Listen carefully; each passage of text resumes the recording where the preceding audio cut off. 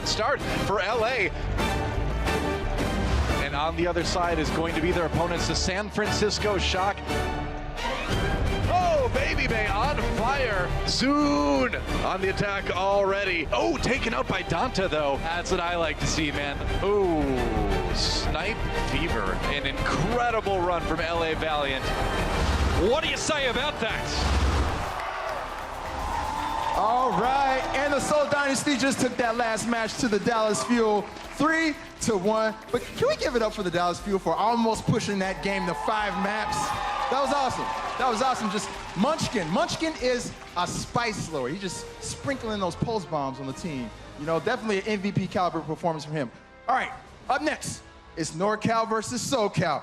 We got the San Francisco Shock going up against the LA Valiant. It's getting ready to get very loud in here. So let's go ahead, send it over to the desk. Puckett, take it away, man. Thank you so much, Malik. Shout out to the crowd. How you guys doing out there? Yes, this is match number 2 of the day, and we got the whole crew with us once again. It's Bren, it's Crumbs, and Zoe is back at it. We now see the Battle of California. It's all lining up here, Bren. It is indeed, yeah. This is going to be a massive match for both these teams. Valiant, they're in a bit of a slump recently. They need a win under their belts, and Shock, they've got a lot to prove this matchup as well, that they can compete with some of the best teams. Now, this is just match 2 of the day. We should remind everybody at home, we're going to be bringing you 3, and as you take a look at it, yes, it was Seoul over the Fuel. The Fuel's 4-match win streak has come to an end. A little bit later, it's the Gladiators versus the Dragons. For now, though, we got to get right into it as we bring our team from LA to the stage. Let's hear it for the Valiant.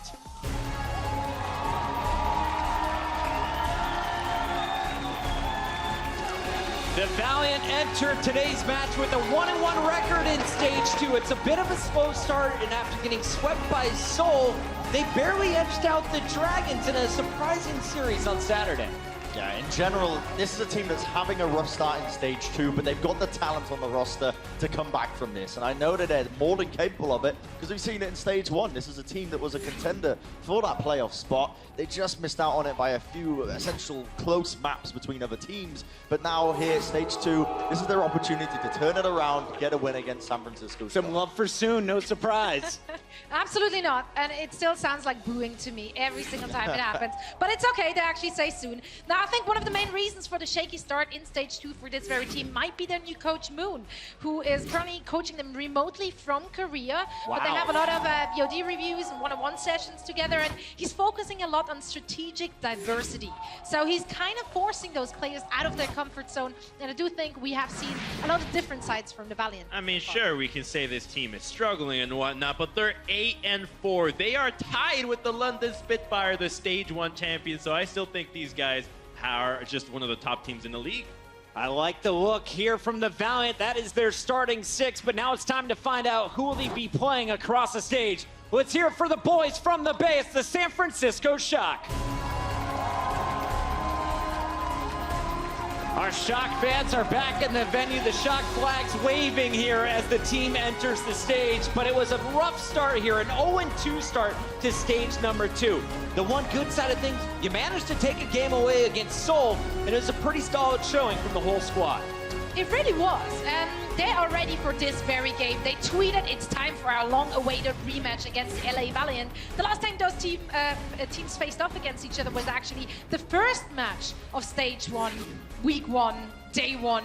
Valiant walked away with a 4-0 victory, and Shock definitely doesn't want to let them get away with this again. I mean, if they're looking for revenge against everybody that's got a 4-0 over them, they've got a long hit list after them. But I think this team is, as you mentioned, coming into fruition, especially Dante. We always wanted to see this guy step up as a tracer. And coming from last game, we know that Munchkin was able to do. This guy brought it to him. I like that.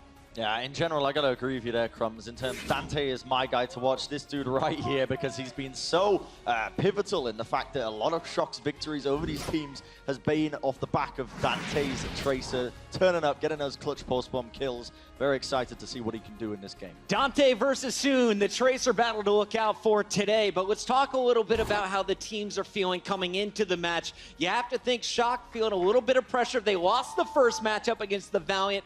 Talking to the coaches today, how's the team feeling?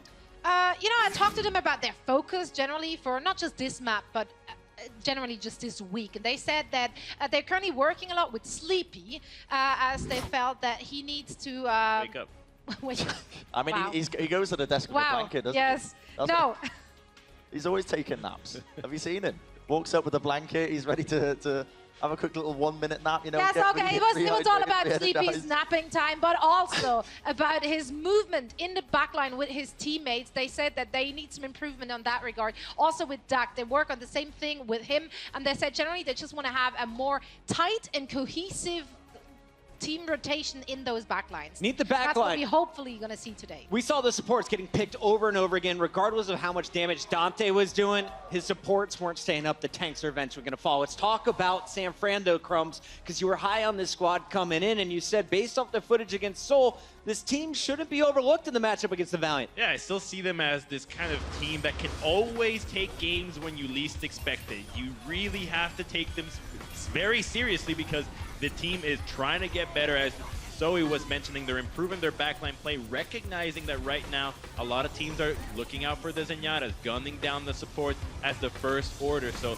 this team, I think, with the fact that they are recognizing that, is at least showing good improvement and knowing what to expect from their opposition. I think it's all well and good as well that we're picking up Shock so much, and I do agree that they played a very good game in that first map against Seoul. A lot of this off the back of Sleepy getting these picks onto Ryu Jae-hong, but you cannot discredit the fact that Valiant are coming into this with one of the best tanks in the league, one of the best DPS as well in the form of Soon, but Fate, this main tank player, right? That's the guy I'm going to be paying attention to, because the statistics that this man puts out on a regular basis, there's something else entirely, right? He's one of the best tanks in the league. There's no comparing it with really these other teams, and he is a big reason as to why Valiant are seeing so much success. I mean, just look at those rankings. He's first in absolutely everything. I mean, the guy is an absolute nutter when it comes to the Winston. Fade on Winston, always a joy to watch. Look at those numbers, and it's time to find out how is he and the rest of this Valiant squad going to fare. The California squads face off right now, and bringing you the X. All the action. It's Uber with Mr. X. Well, I could bring in the axe as well, but I don't know if that's really appropriate, this particular viewership. I could just use a chair, really. I could just, you know, bring it out towards the desk with you guys. That kind of does the job as well, but I need this to keep me standing. If I don't have one of these, I'll be falling over. Hello, I'm Mitch Leslie here with Matt Morello. Of course, we're going to jump into this one. Standing. You got a box? Yeah. It's not the big one. I wanted to give you this one. No. This is the one I wanted to give. I don't know what's happening. You could use that one. We do have the Valiant versus Shot. That's right, of course. Coming up next. Bit of North versus South, guys. Let's jump into it now. A lot of people excited for this one, us included. A good way for us to continue to track the progression and trajectory of the Shock as time goes on. Now, we want to see them improve, but I know there are a lot of Los Angeles Valiant fans in the arena. Isn't that right? They're there. Yep. Good. Well, they're kind of Pretty questioning. quiet. They're kind of questioning. No, we're seeing Kareev again as DPS today. I know they're playing all three of their supports. Well, I don't even know if we can consider Kareev support at this moment in time, because it seems like he's fully making the move over to a DPS player here. Yeah, something's happening. People are getting terped. I want to know what's going on inside the LA Valiant compound. They're making changes to their lineup. Now, we saw them obviously last week, the Valiant, and had a decent week, all right? It was okay. We saw Kareev play DPS, so this is not new for us. We are still sort of trying to get an understanding of how it's supposed to work out. Quite often, Kareev is playing that hit scan role, but we did see him play a bit of Genji even previously. And look, I thought he played very well last week on the DPS role. I don't think he played bad to the point where you're like, okay, we need to make a change or let's try something different. And you know what he can do on the Widowmaker, which we've seen in the past. It's just, I think a lot of fans, right, you get really comfortable seeing Agilities in the lineup, what he can do as Genji or Pharah, and then Silk Thread was playing quite well for this team. So I think a lot of people just kind of question, like, well, why are you changing it if it's... Yeah, it's like they're going, oh, look at this in the spawn. So okay, that's banter. Oh, well, why are they marking out their own? Yeah, that's. Oh wait, what is it? All right. Oh, I don't really understand. Is that? You know, are we going back to? Man, dude, that's full on. That's like about as close as we're gonna get to like walkouts and like guys like squaring up like it's an MMA fight, right? Like getting in each other's face. That's about as good as it gets here. We like a bit of banter. Not as creative as the Mayhem coming in as their entrances, but it's but more enough intimidating, I feel. You know what I mean? Not really, because San Francisco has no idea it's actually happening. So it'll be the shotgun defense here. The Dak and Sleepy playing the supports as usual. Dante will be playing Sombra here. So just to remind you, this is not the live patch, right, where Sombra works a little bit different, playing on the previous Mercy patch. She's still getting ultimate charge from hacked health packs, the most important part. Kareev, though, already pressing forward. Nomi took a huge hit from Kareev as he tried to approach. And now Novi's just clinging on to life, and the defense matrix won't be sufficient to keep him standing. Nevix may well be the next target, but also Dante and the rest of the Shock are in on the left-hand side. Well, because Envy puts so much pressure in by that mega health pack, it forces Babybay and both supports for the Shock to back all the way up to where Nomi is just kind of standing there over by the point. All he has is that health pack, the little mini that Sombra has hacked to give him HP, and I know we're not going to last much longer than that. Okay, that was pretty fast. 7 minutes and 13 seconds is not normally as high a number as we see up on that left-hand side. That's how much the Valiant now have left in their time bank to get the map finished, and then perhaps beyond if it would be required. They watched the previous match where Monty was talking about those old performances. He's like, that's the fastest I've ever seen. They're like, watch this. I mean, it's getting better. They're just running on through. It's getting better. We see the pulse bomb there towards Nevix, and soon finds another one. He gets, of course, the finish on the DC to Diva, and now Dak looking like little more than a snack for Soon to gobble on up, but he's going to be waiting for the rest of the Valiant to come on in here. Okay, so Dante got a hack onto Envy there, which forced him to obviously Knight of Defense Matrix, gets him out of his mech, which buys the Shock some time there on defense.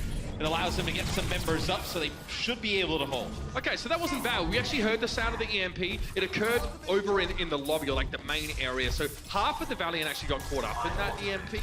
Weren't able to use their abilities as a result, of course, and actually forced them to disengage. So it effectively splits the Valiant in two halves. We were on board, of course, with Soon, who really didn't have much backup there and had to drop off the edge because it was done.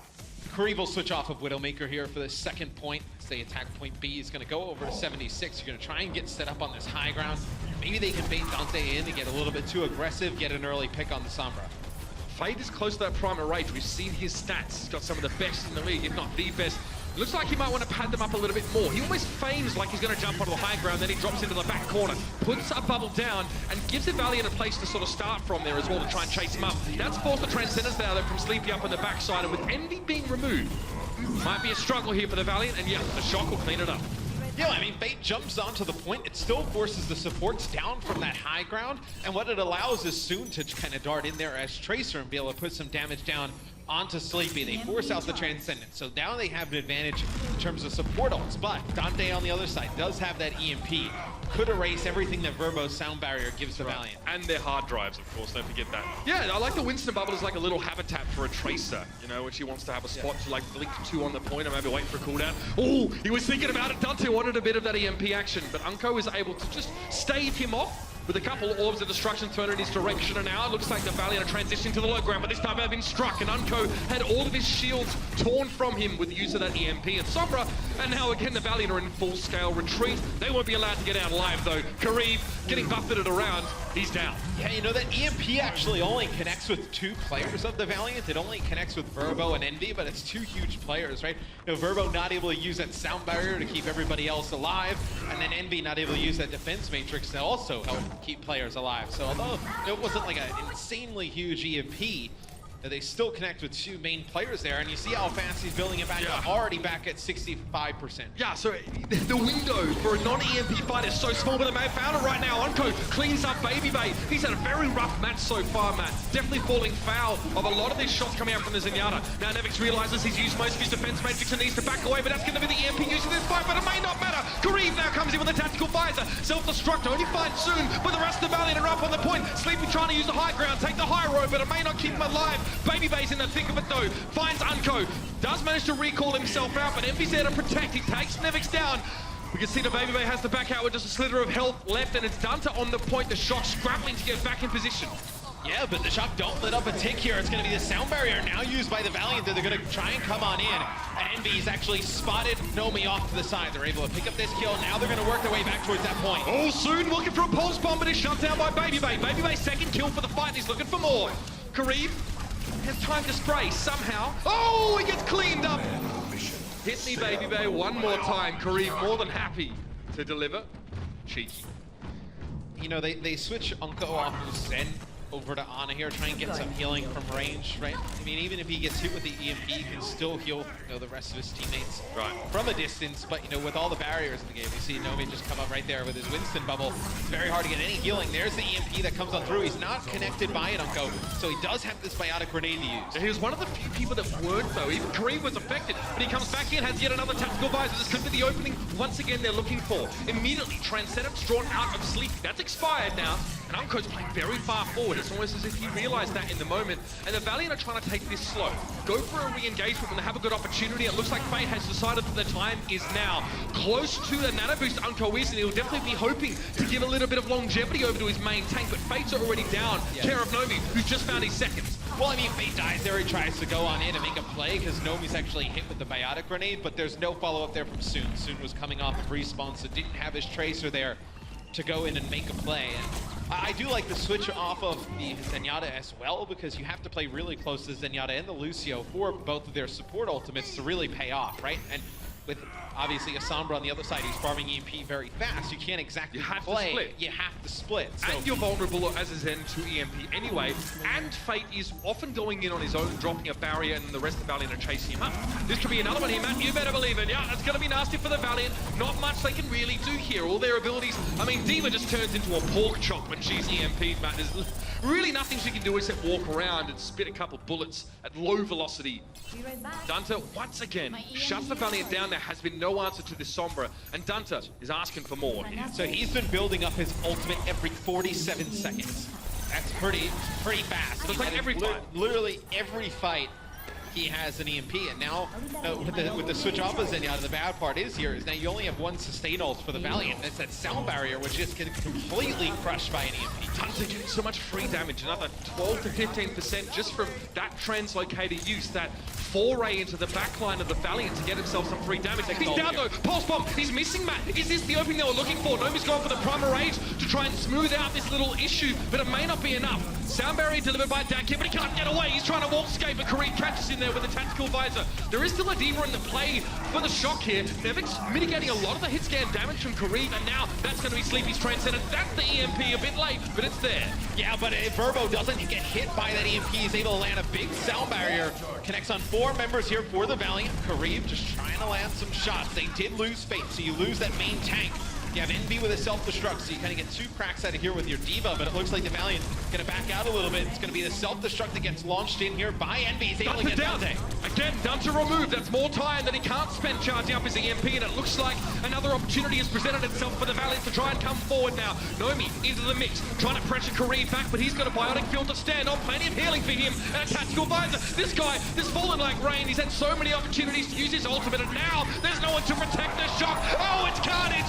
Kareem and Soon combining for a huge amount of kills. Beautiful bio nade delivered by Unco to keep Kareem up on his feet as he faced the scrutiny of Nevix. And now the Valiant have some time on the point. They've gotten 2 ticks in the fight. Nomi gets burst out awfully fast. Nano boost used on towards Fate. That's a very tanky Winston doing an extra bit of damage. Just what the doctor ordered now. Pushing forward. Still one player on the point. It's Dunta just trying to keep it stored out, and that is going to be Sleepy in there with a Transcendence to keep things going. I'll tell you what. EMP here from Dante. He's able to connect with a few members for the Los Angeles Valiant. Back and back. You see Nevix switches over to the Doomfist here, just trying to contest. The Valiant gonna land a big sound barrier though. That sound barrier in. Nomi put to sleep, but he's woken up pretty much straight away. Gets bio-nated, and now it's going to be pressure onto the point for Soon. He found Sleepy. Dak there, very low on HP, trying to wall climb his way to safety, but Envy's going to be looking for him in a moment. Dak gets away, but he can't be on the point. Kareem, yet another tactical visor. How does he get so many of these? It's unbelievable now. The Doomfist coming onto the point. Nevix drops. Verbo's found him. Surely we're close to a capture here. We're in overtime, though. The Valiant can't afford to make any mistakes. They've done it!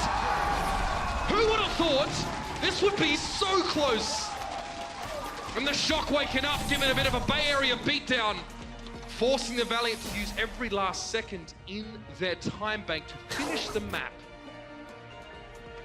I mean, look, Dante was huge on Sombra for the San Francisco Shock. I thought Unco, when he switched over to the Ana, he was just providing so much healing for this Valiant lineup. It's great to see like a lot of the supports, most of the supports played here in stage 2, and you see, Unco, one of the best Anas we have. It was actually something I caught on the mini-map. Fate was actually diving in on Sleepy, and Dak had actually booped him off the side in the back and forced that Primal Rage use to get all the way back on the map. Jump back. Yeah, Dak got Sleepy all the way over to buy that Mega Health pack, but at that time, Kareem had used his Tac Visor, so not the best spot to bring him right over to Kareem, but it was just a little nice play that happened from Dak there. It's a good time for the support players on both of these rosters, Matt. Verbo and Unco get to play their heroes of choice. We see that famed Unco Ana come out of the mix there in some incredible uses of those binding grenades. And of course, Dak, Lucio aficionado, #1, and Sleepy needs to be up on that Zenyatta here. Incredible support play across the map, and this is a good result for the Shock. finishing the map here obviously is imperative. But if they do it with any time left in the bank, then stuff's starting to get real. It's interesting from the Valiant side is that, you know, a counter to Sombra, I don't want to say like a hard counter, right? But a hero we see come out a lot when Sombra comes out on the defensive side is Reaper. We didn't see them go over to Reaper at all. You could have had, whether it's Reaper, Ana, you know, going up, because they weren't running like a 76 or somebody who could do damage from the Reaper at range, right? They were playing Trace or Sombra. Yeah. You could have gotten the Reaper into a pretty nice spot. Again, the Reaper not overly affected by Sombra's hack or her EMP. His main ability is his primary fire, and he can still use that. And it's got a little bit of lifesteal Life too. steal, that's right. That's the way to go. Right, San Francisco Shock on the attacking side here. Gonna have the Lucio, of course. Vidak is more than happy to be bringing that one back into the fold. Otherwise, a fairly standard composition for both sides, except for Unco on that Sombra here, hoping to cause as many problems as Dante did to the Valiant. So the Shock are going to try and get some of the high ground here. You see Dante going on the flank, but it's really the opposite side where they're trying to get Baby Bay set up. They actually pinch and get Fate early. So just like the last attempt where Nomi went down early, it's the main tank now for the Valiant out of the equation. Not good for the Valiant, and they try and disengage here, at least keep themselves scarce in the coming moments while they're waiting. Fate's obviously respawn, but it's tough. It's a long walk back from spawn, and Soon's down, so now there are only 3 players after Karib's down. Only 3 left. Unco's gonna drop off the edge. They know it's pretty much done, and the Valiant know it's time to dig in, set up, and defend that second point. The Shock are in a very good position right now. It was a lot like how the Valiant attacked, you know, except this time Dante goes over by that mega health pack. He's able to force some players out of position. Baby Bay finishes off the kills. Dante gets on the point there for a second. Up on that high ground, hits the pulse bomb. It'll be Fate diving in, takes out Baby Bay. Dante falls as well, so you won't see a real big push here from the Shock. They're gonna back all the way out. Unco does have that EMP to use here for the Valiant. You're gonna have that attack visor, so attack visor plus EMP can be pretty devastating. So this is obviously why you saw the Valiant, when they were down to 3 players, just drop off the map and make sure they were ready to set up here so that the Shock couldn't just try and run in and take it by surprise. Sleepy's about to have his shield stripped from him. Unco goes in. He can still get out for another couple of seconds, and he still gets the kill. Didn't have to use the EMP for it, and now it's open season. The Valiant know there's only 5 players left for the Shock, and it's time to get their hands dirty. Yeah, it was Unco coming from one side and then Soon attacking from the other. As soon as they pick up that kill, Fate dives in on the Winston. They're able to push the remaining members of the San Francisco Shock back. So, no, not really a fight there. It's just an early pick by Unco that forces the Shock to back out. But look at this. We have so many ultimates here. You know, pretty much everybody going to have an ultimate on both teams coming into this big fight. Because normally the team, i.e. the Valiant, should be behind in ultimates because they lost that first fight. But that one pick for Unco actually gave them a 6v5, a chance to get their ultimates on par with the Shock. That's big. It cancels out the potential snowball effect of the attacking team getting that first point on the first fight. Unco now has an EMP, hasn't opted to use it quite yet. He's waiting. Shock are being very tentative here, man. Yeah, so what the Valiant did is they sent Fate up to the high ground with that Primal Rage. They used the speed boost from Verbo as well to maybe force out one of those support ults from the San Francisco Shock. It didn't work, so you didn't get Dak to use the Sound Barrier or Sleepy to use Transcendence. You're gonna have Baby Bay use Attack Visor trying to open things up. What's the response gonna be? Soon manages to avoid a bit of the damage by breaking line of sight, and now the Transcendence is gonna be used by Sleepy. So Baby Bay can be confident here, knowing he's got the healing, but that's the EMP coming in after the fact. Baby Bay doesn't care though. Plenty of damage that he can deliver, and Dunta's found Fate with the pulse bomb. This is looking dangerous for the Los Angeles Valiant. Big Helix rocket connection for Baby Bay there. He forces back the reinforcements for the Valiant, who need to double back themselves to get some health. That's Karib especially. He couldn't get onto the point. It's almost done already. Verbo throws himself at the point. Soon's already taken down. Now it's Fate to step up and take a shot. Unco joining now. 3 players, 4 here for the Valiant. But Karib's down. Dunta's working around the side. Piecemeal, he's making his way closer and closer. It's like a gobstopper, Matt. Fate low. Baby Bay forced out. And almost another tactical visor for him ready to go. Yeah, they just gotta wait a few seconds. You're gonna get Evix back into this fight. He's gonna put a self-destruct on the point. You see the May coming out from Envy. Not for long though. It's gonna be Dante able to pick him up. The Shock looking to take point B here, getting so close, Mitch. They finally take it. They have 4 minutes and 15 seconds in their time bank. And you're wondering, hey, you used that EMP. Why didn't you get a lot of value out of that? That EMP connected with nobody. Let's hear the Shock's comms defending, actually, just to see how they managed to hold things so close together and tight. Makin bubble. Nice. We got mech left side. Soldier low. Healing. Soldier one. I'm going. Let's go. Let's fucking go. Yeah, I'm going. Stay. Lucio low. Stack EMP. Yeah, I'm going back for kills. Go Diana. I need pack. Defend that. Careful. I'm 50% on taking pack. There you go. A lot of the initiation calls actually coming from Nomi in this instance there. Obviously taking a fairly key voice. But this is massive, Matt. 4 minutes and 15 seconds on the clock for the Shock just to get point A. And they'll win the map. You know, when you play around that Sombra, you have to get value out of that EMP. No, to Anko's credit, he actually got it faster than we saw from Dante on the Shock, but you just didn't get a ton of value out of it. And you only got one crack at it, right? Definitely not about how fast you are, it's how you use it in this case. Yeah, and I think what happened is he used it by the Mega Health pack, and there was too many people like on the opposite side of the wall. It wasn't connecting with anything. Need that line of sight on the opponents to make sure you connect with the EMP. It's so crucial, critical on this map. Sombra has been a mainstay on Volskaya for a long time, even prior to this patch. But now it's up to the Shock here. One tick is all they need to take this to map 2 with them in a 1-0 lead, and they're going to make their way through. Again, it's piecemeal, bit by bit. Get up to the left-hand side. They've actually attracted a bit of attention as Fate tries to dive. Yeah, this time they're not going to let Baby Bang just get set up on that high ground for free. They're going to try and stop him before he can get on in, but they take out soon. That's going to be huge. Now they're going to know there's going to be no flanks coming in outside of Unko potentially trying to come up here.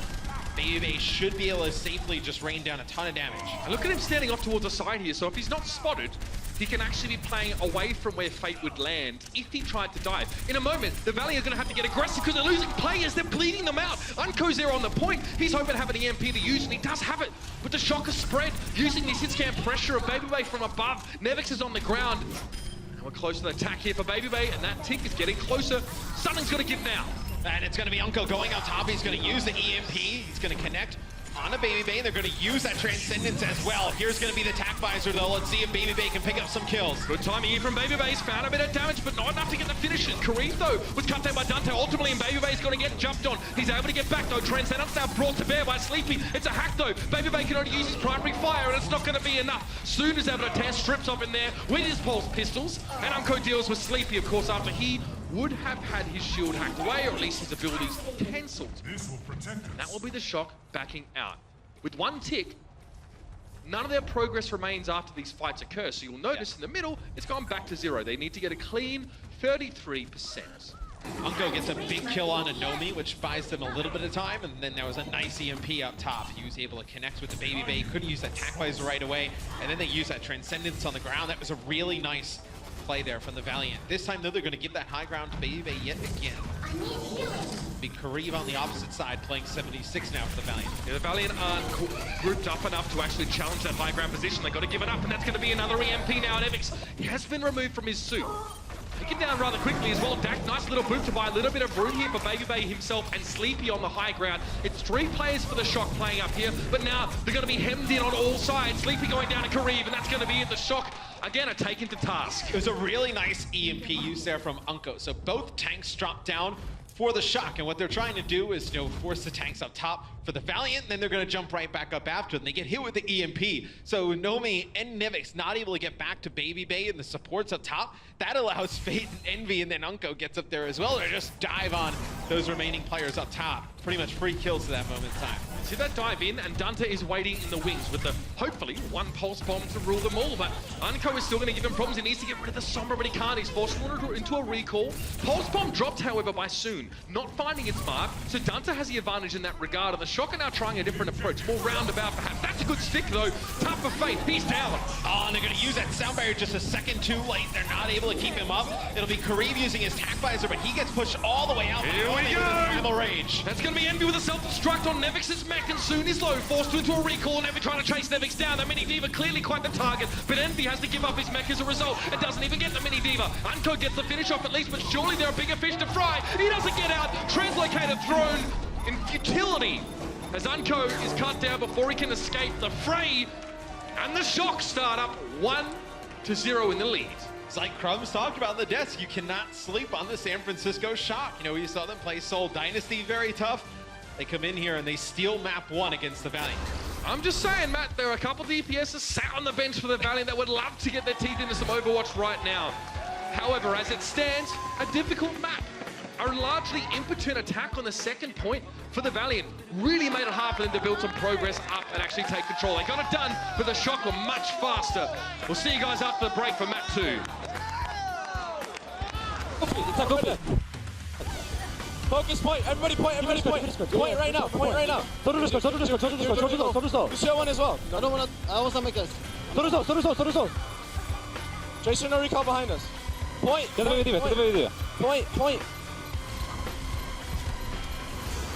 The Overwatch League is brought to you by Omen by HP, the official PC and display of the Overwatch League. Intel, the official computer processor of the Overwatch League. And by T-Mobile, America's best unlimited network.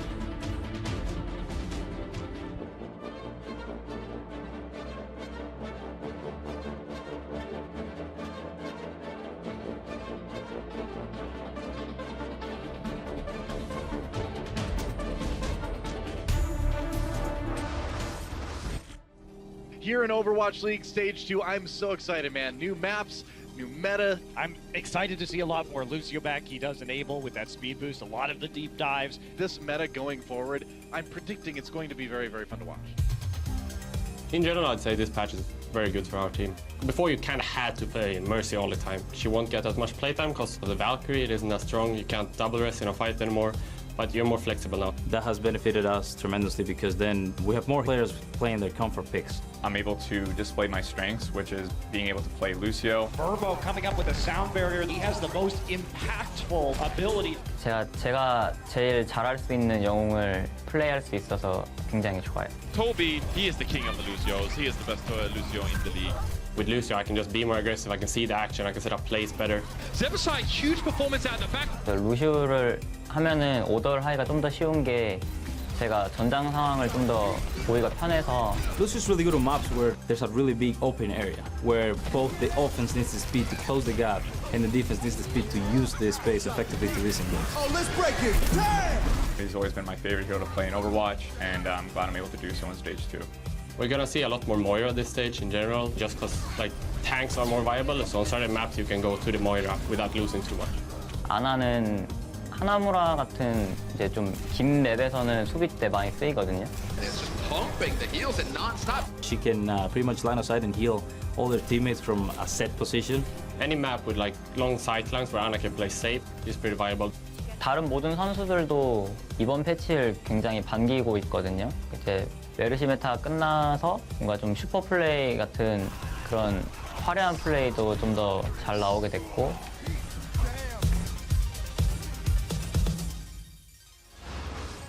And welcome back, ladies and gentlemen. And if this is the first time you've joined us in Stage 1, you will notice that the games are a little bit different, Matt. Yeah. The meta, as we call it, has changed. But for those maybe at home who aren't really sure what we mean when we use that word, let's maybe flesh that out a little bit more for people at home. No, it's really just the most efficient team composition, right? Right now, we see a lot of dive. We talk about, dive compositions. And that's, using that Lucio speed boost with the other high mobility heroes to close the gap, like Dak said, right? Close the gap to the opponents. You're able to just dive onto players and then just take them out with relative ease. Where, in the last meta in Stage 1, we saw it was really about playing around your Widowmakers, right? Playing around your Mercies, using that damage boost, building up Valkyrie, playing off those resurrections. So it's really just finding what the most effective team comp is, just overall on different maps, and just kind of see what works the best. So as we cut here to Lijiang Tower for our second map, it might help to imagine meta, if you spell it out, as most efficient tactic available. It doesn't mean that necessarily, but it's a handy acronym to help you remember.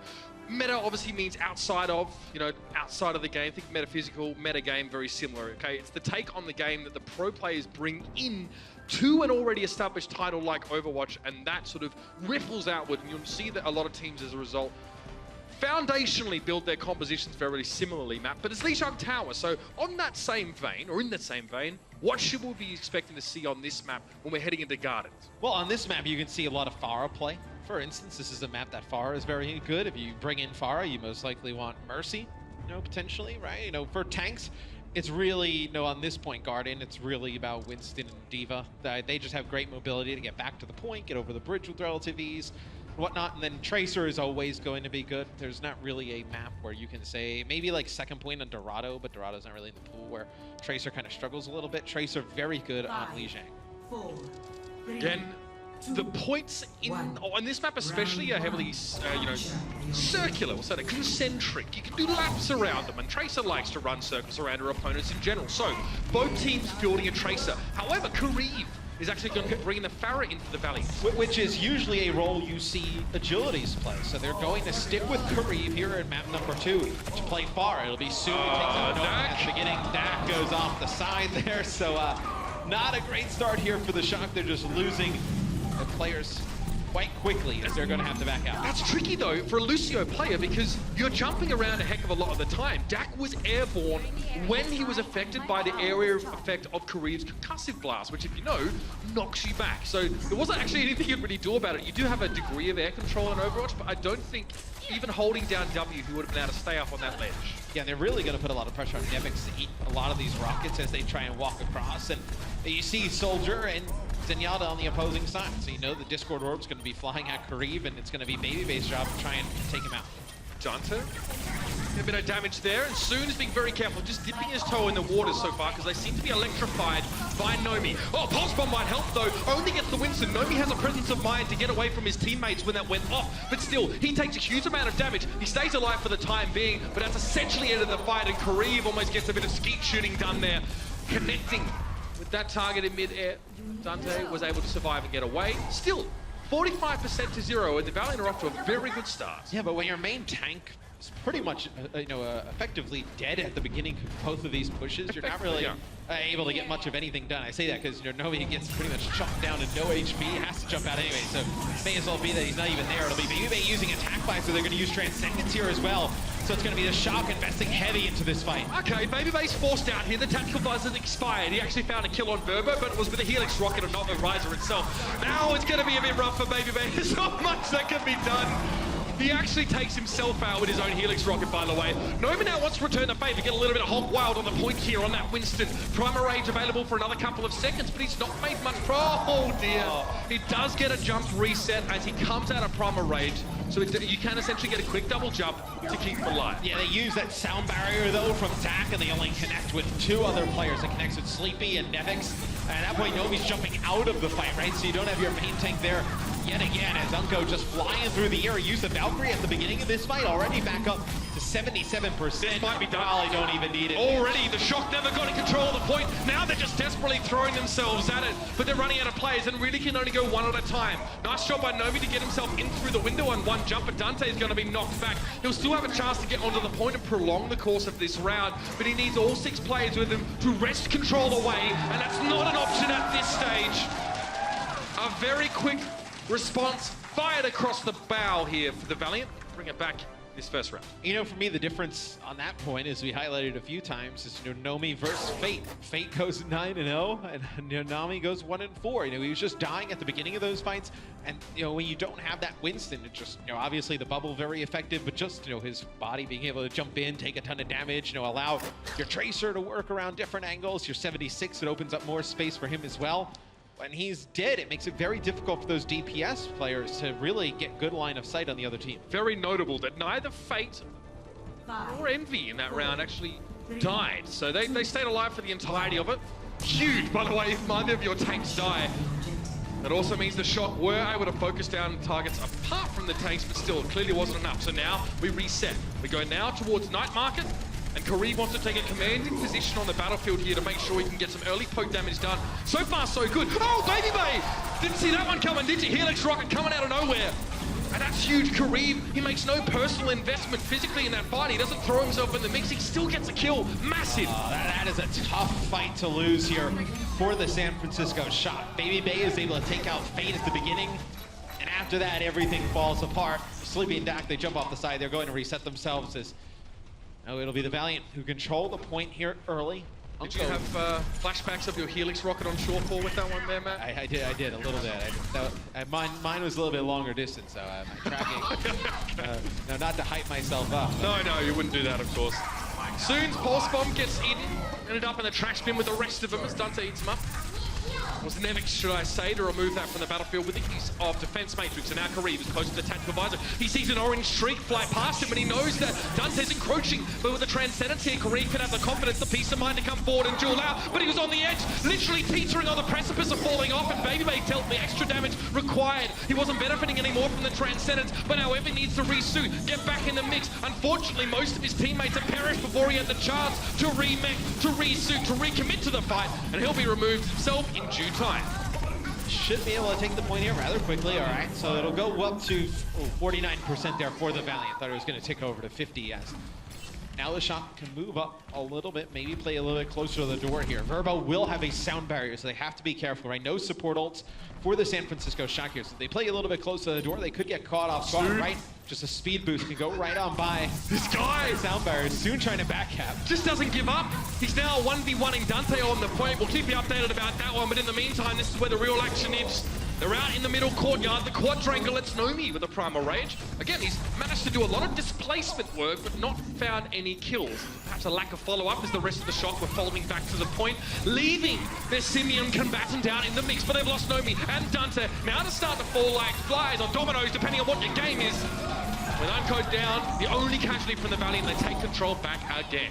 Well, with this fight win here for the LA Valiant, you didn't have to use either of the support ults. Unco was getting very close to Transcendence, but you didn't have to use Verbo's sound barrier there at all. I thought that was going to be, well, it's huge. I mean, you come back with both support ultimates, you have your tac visor.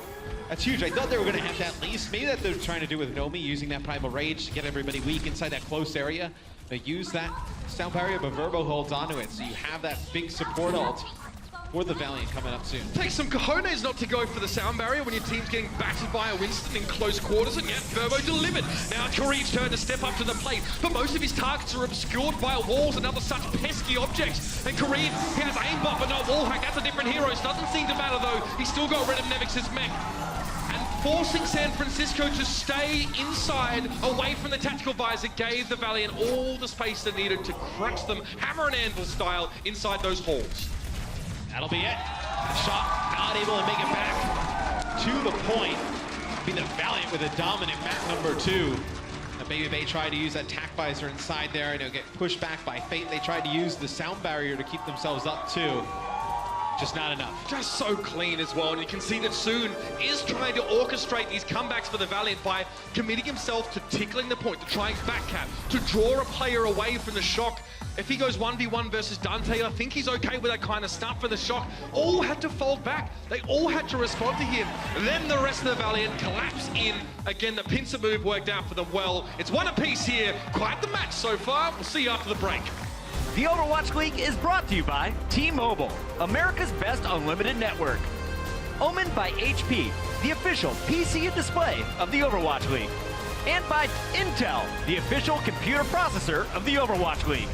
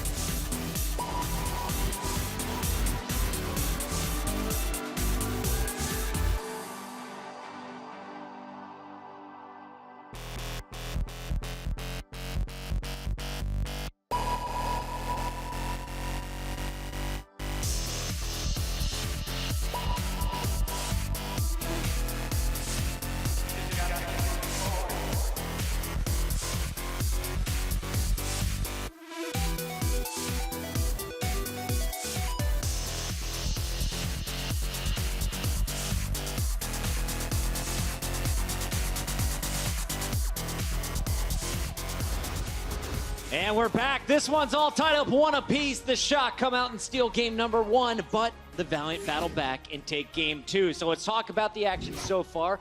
In this segment, we're going to hit individual players today, and I want to start here with Kariv. Before we look at his highlights, let's talk about why you would be running Kariv, a guy that was on your Mercy in Stage 1 in a DPS role. The Valiant showing us some new looks here in Stage 2. Feels bad for the DPS, right? You're starting DPS, and the Mercy player is now taking your role on the second stage, so you never really see that one coming. But he's got great aim. He's playing the Soldier, and he's doing a lot of work with that one. And that's why you're running him, just because he has that flexibility, and he also brings the Widowmaker. So his hero pool, I think, is actually very different from what Silkbird and Agilities are bringing to the pool, and that's why you have him. Yeah, in general, I mean, to anyone who's new to Overwatch as well, you might not realize it, but Kariv used to play DPS as well back in the day. He used to play these damage-dealing roles. So it's not too much of a surprise, but it is a surprise in the fact that they're not fielding some of these stronger DPS players that we know they've had success with in the past. Now, I'm not necessarily claiming that Kariv is the problem. Okay, there's no way I'd be claiming that, would I, at the end of the day? But because he is playing very well and around it, I feel like it's an actual deeper issue with the team itself, with the addition of Kariv, maybe communication. It's hard to really say it's communication because I'm not listening to the comms. But it's definitely, you can tell there's a different sort of play style that's occurring with Valiant now that Kariv is in the mix. And we're going to focus on the DPS here in this segment. So we kind of touched on Kariv, and talking to some of the other people backstage that said it's the Widowmaker. He's probably got the stronger Widow than what you're seeing from Agilities, what we may have seen from Silk Thread. But let's talk about the Shock, because one guy that's on the bench right now is Sinatra. And if you guys have been following Overwatch League, he has one of the highest I guess salaries in the league. Not even playing yet. And when Dante was signed, we thought this may be temporary. Dante's been showing up really strong in the last 2 weeks. What did he show us so far in the first half? Well, he's one of the few guys that's running Sombra as a DPS. Fleta was the first one that showed us this on the stage too. Maybe that's just because Seoul Dynasty got to play first. We don't really know, but Dante's been showing up on the Tracer and the Sombra heroes that are pretty similar in kind of the playstyle that you want to approach with them, and he's just going off on these lone warrior missions a lot of the time and making it work, which is what's most impressive.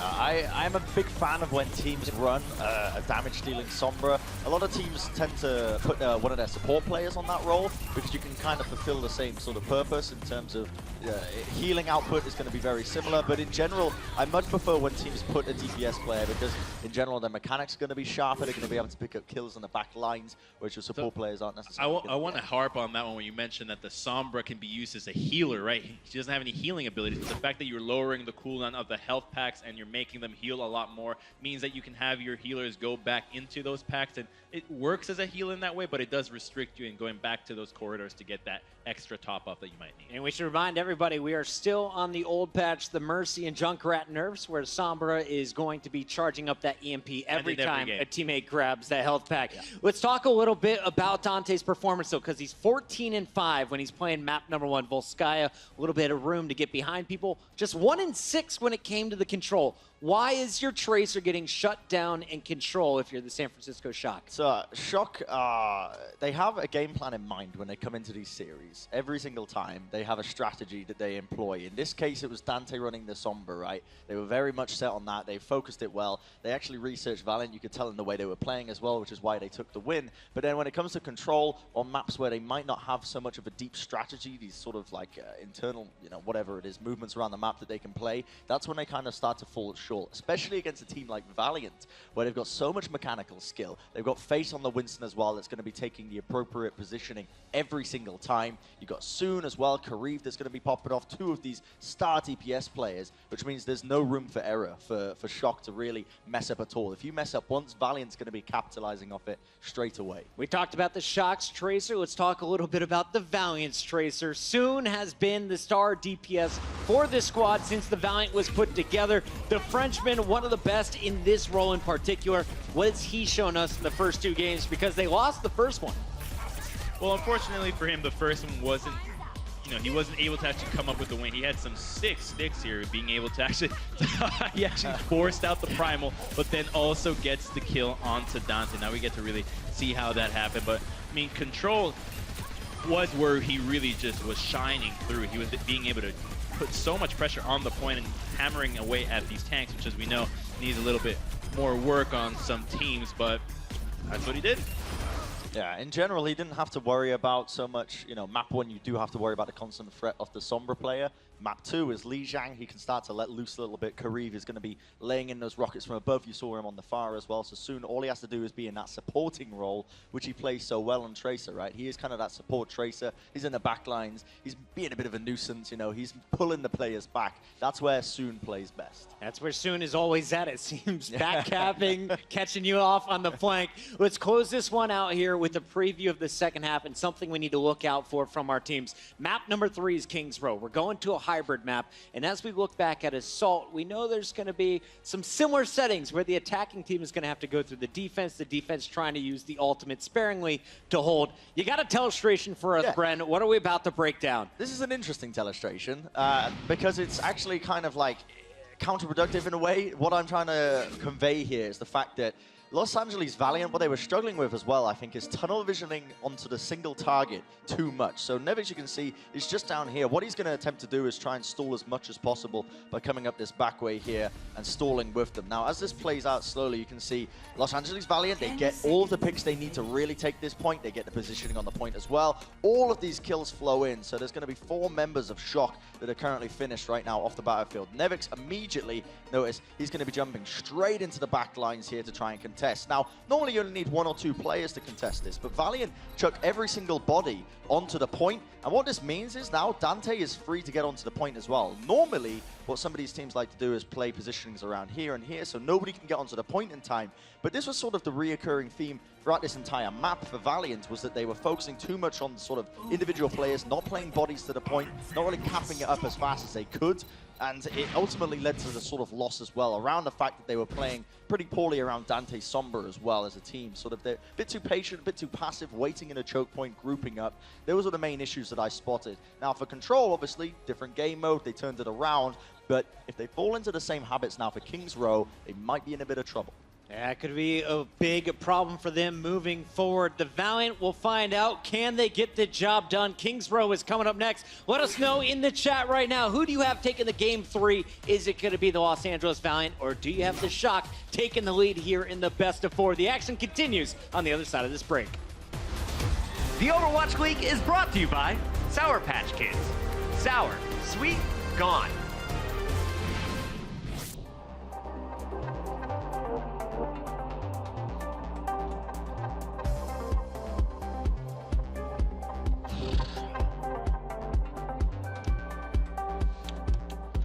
How'd that feel, boys? I told him my feedback was 3 was too many. Yeah.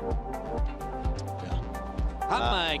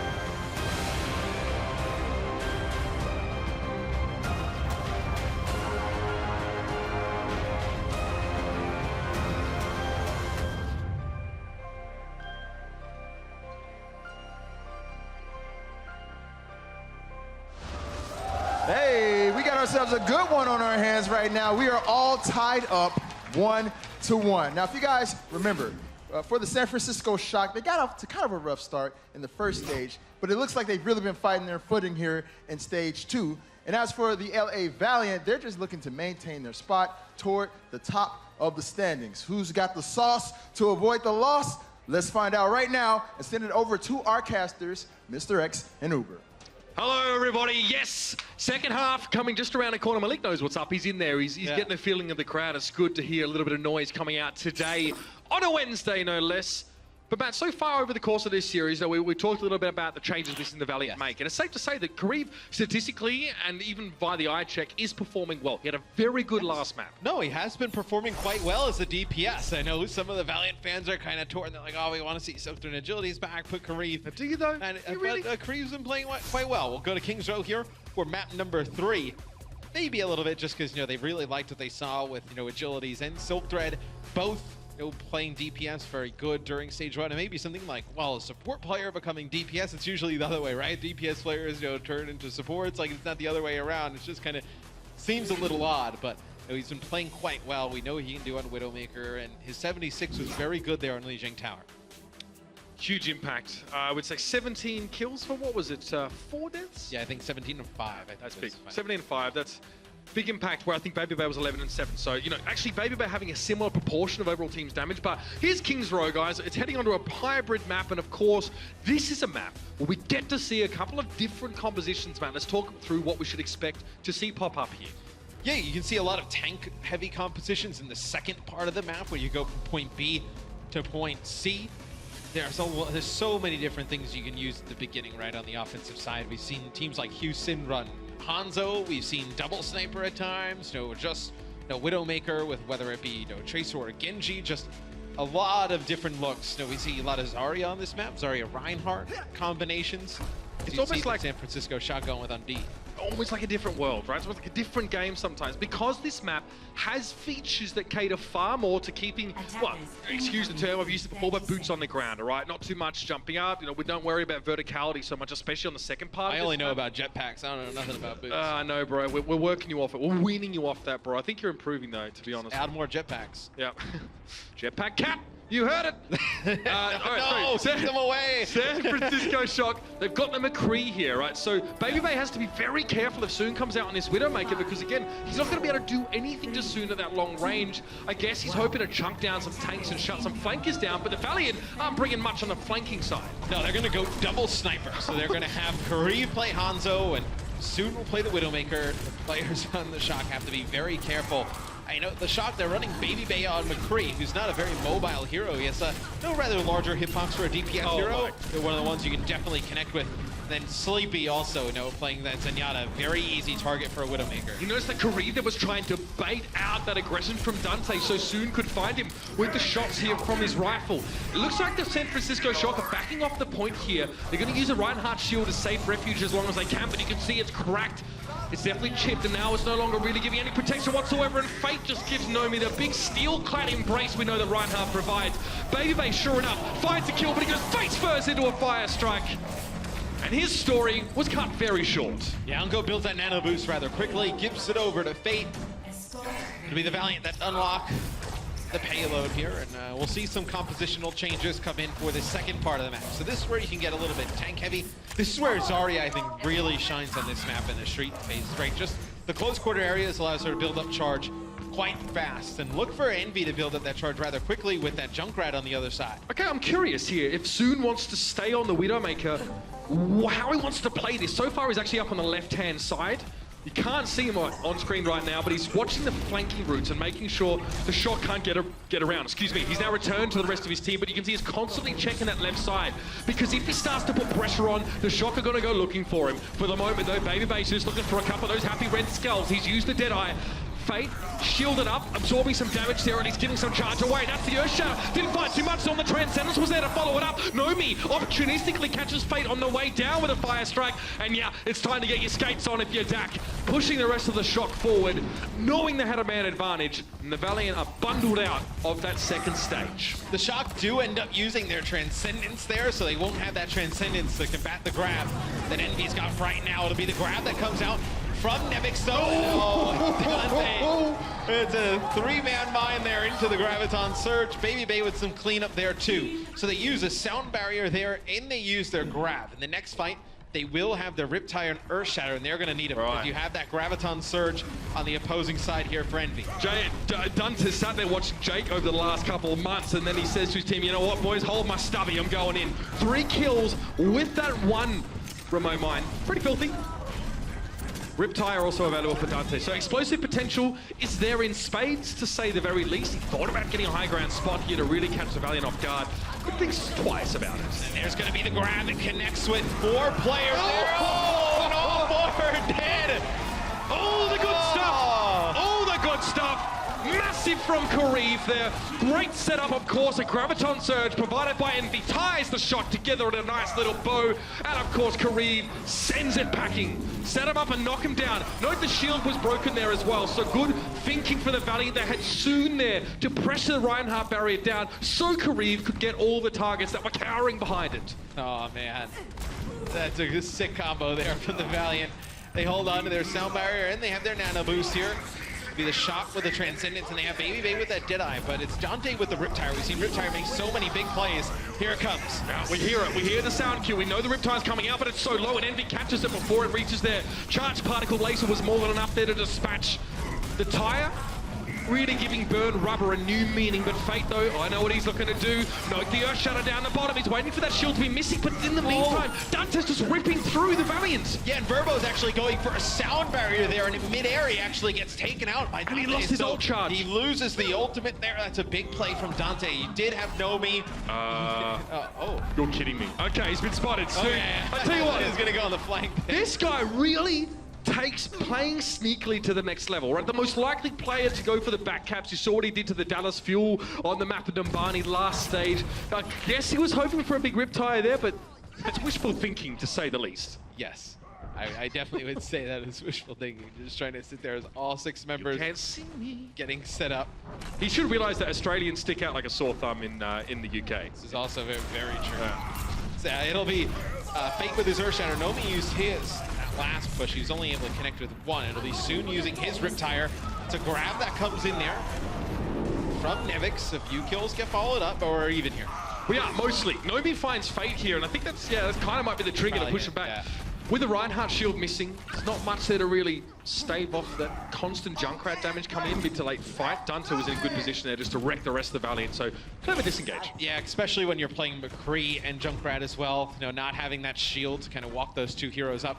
Yeah, that's kind of the point, right? That's why you bring McCree and Junkrat, because they can actually benefit from that shield being there and kind of walk up and get into their optimal range. Speaking of which, Matt, Dante falls there. So Kareev was able to find him with the Peacemaker, and Envy will be looking for an opportunity to go for a Graviton Surge, or the Total Steam, as Goa likes to call it. However, the Transcendence here from the San Francisco Shock will give him pause for thought. He'll hang on for it for now. And they're using both support ultimate. San Francisco are going the whole way. Baby Bay and Dak are caught in that one. It's going to be an Earth Shatter from behind. Nomi catches Envy off, prevented him from following up on his own Graviton with the damage from the Charged Particle Laser. But there's more to be done. Dak trying to keep himself scarce, but he knows he can't contest it on his own.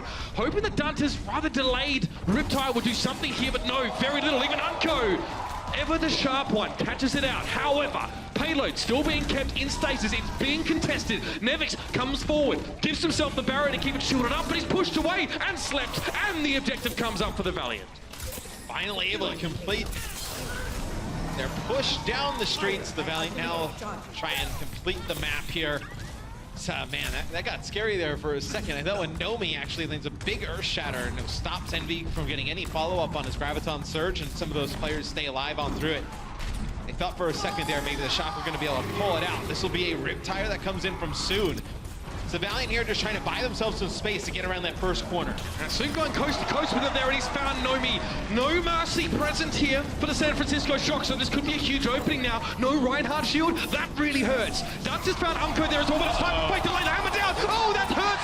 Fate gets a 1-man swing, 2 kills from that one, and Dak is looking worse for wear, and that payload will give you the big tip. Soundberry now coming out for the remaining members of the Valiant, and it was 3 people to benefit from it. Also a nano boost if needed, but it won't be required. The Valiant, the Riptire, the plays, the 2-man Earth Shadow, it was all there. The Valiant get that map done. Looked like you said, a little bit scary at some points there. Looked like the Shock could have held them up, but it's about 1:08 on the clock, man. I did appreciate Dak trying to go for the save when 2 of his members get shattered, and you see Fate just walking on up with his Reinhardt hammer. He tries to dart on by, like boop him back and just save them for a second. It ends up actually getting himself found. It does, at the end. But hey, if he would have been able to save those 2 players, that would have been huge.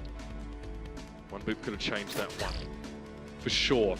But then Nano Boost was then obviously applied to Fate, so they were looking pretty good. They were in good shape there towards the end, the Valiant were. But again, opening up with the Riptide, it's clear to see now that the Reinhardt, which for me is always the pivotal hero on this map in those last couple of stages, you take that out, and it seems like the Jenga tower just comes tumbling down.